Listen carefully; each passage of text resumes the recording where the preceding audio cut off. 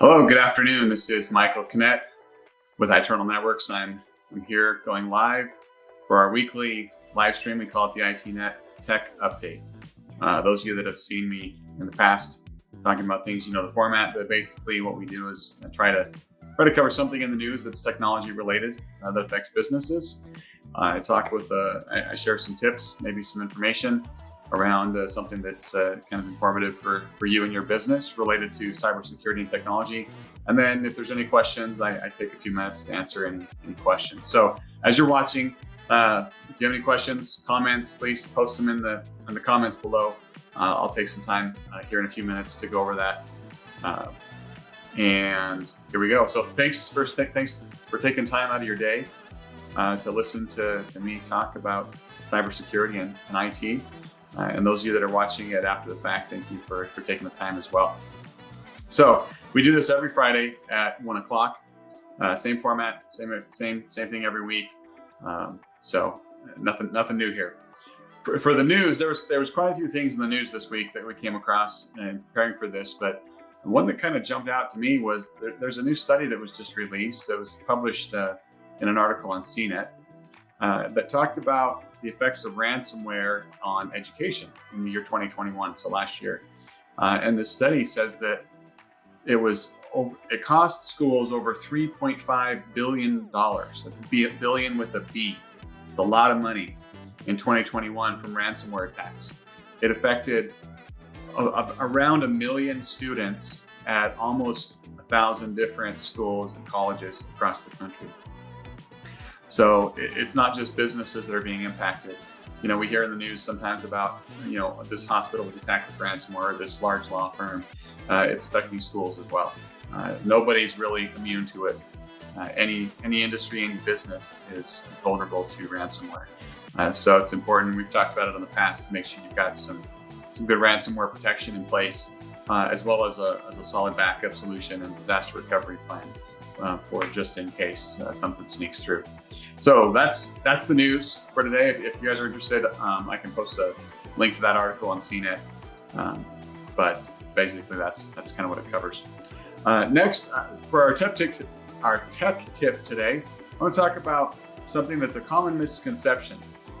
So, and there's some history behind. So I'm going to talk about the history, but I'm going to talk a little bit about the difference between rebooting your computer and shutting down your computer. Now, it used to be, years ago, it was the same thing, right? Windows 7 and older, you shut down your computer or you reboot your computer. It does the same things on the back end, right? You shut it down, turn it back on, or restart. It's the same thing. Well, not anymore. With the introduction of Windows 8 and then Windows 10 and now with Windows 11, Microsoft introduced something called Fast Start. And what Fast Start does is it takes some of the programs and some of the memory and things for the operating system, and it saves them to the hard drive instead of clearing them out. And so it allows the computer to start up much faster than if it was starting up from scratch. And so it speeds things up, it makes things better. It allows you, when you have a laptop or portable device or even your desktop computer, to shut it down, knowing that it's not using power and all this stuff. And then when you come back to it, turn it on, it's going to start up quickly, which is great when things are working well. Well, if you're having problems with any program or application, shutting down the computer and then turning it back on, you may still have the same problems. And that's because it does things differently when you restart. So when you reboot your computer, I've got a list of things here so I don't forget them. It does a lot of things. It clears out the memory on the computer. If there's a memory leak going on, I don't want to get too technical here, but if a program is written poorly, if there's a bug in the program, it can introduce something that's known as a memory leak. And essentially what it is as a program runs, it uses some of your system memory, some of your RAM. And if there's a memory leak, that program will continue to use more and more and more memory until your system runs out of memory and is sluggish and you have problems, or you restart your computer. So by restarting, it's going to clear out the memory, and it's going to stop any memory leak programs, any faulty programs or programs that were just poorly written that are using up more resources than they should. It's going to flush and clear that out. Some programs, the longer they're open, they get a little glitchy By restarting your computer, you can clear out some of those memory glitches, some of those software glitches from some of those apps that don't seem to work right. If you're having problems with internet connectivity or Bluetooth connectivity, frequently a reboot will clear that up. Restarting your computer will stop all of those services that Bluetooth and your network connections use and start them up from scratch, clearing out any potential issues with that. It can also speed up performance by restarting your computer through all these various steps of different things that it clears out and starts over from scratch. So instead of using 80-90% of your memory on your computer after a reboot, maybe you're down to using 40 or 50. It frees up a lot of resources and can speed things up. It can also, as a result of improving your performance, it can save you some time as you move forward. And then also, if you have a weird error pop up, problem, anything like that, frequently a restart will fix it. This is a little funny story, right? Last week was Father's Day. Those of you that know me well know that I have 5 kids. And my wife had my kids each fill out a kind of an interview form. And one of the questions on it, they answer questions about their dad, about me and my son. When she said, okay, well, what does your dad say all the time? His answer was, turn it off and on, right? Restart. And so that's something that my kids hear me say a lot, because a lot of times restarting a system will clear out any issue, any lingering problems or issues, or even any new issues. So that's usually one of the first steps that we recommend when you're having an issue with a computer or with a program.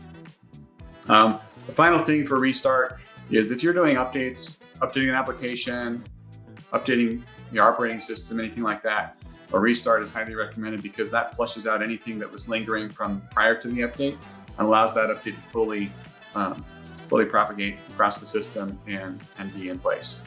So those are the reasons that you should restart your computer frequently.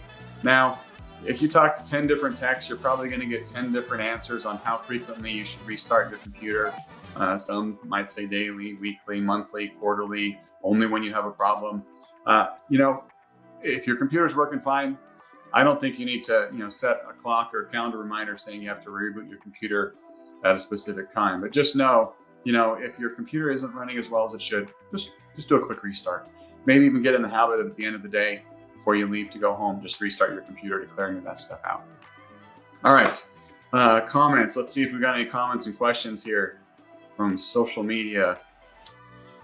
So we go live on our company Facebook page, on my LinkedIn profile, and we also go live on Twitter. And if you're watching this on Twitter, there's not really an easy way for me, as I'm talking and answering questions, to respond to any tweets about this, but know that we will get back to you after the fact. I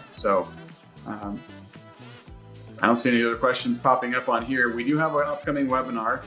We're going to be talking about SD-WAN next month. So if you don't know what SD-WAN is and you've been curious about it, because you've been hearing about it, we're going to talk about the benefits of it, how it can help your business operate a little bit more efficiently, some of the benefits that you can gain around security with SD-WAN, and some of the other things. So make sure I'm posting in the links in the comments below, registration link. We're still, actually, I don't have a registration link because we're still working on the exact date.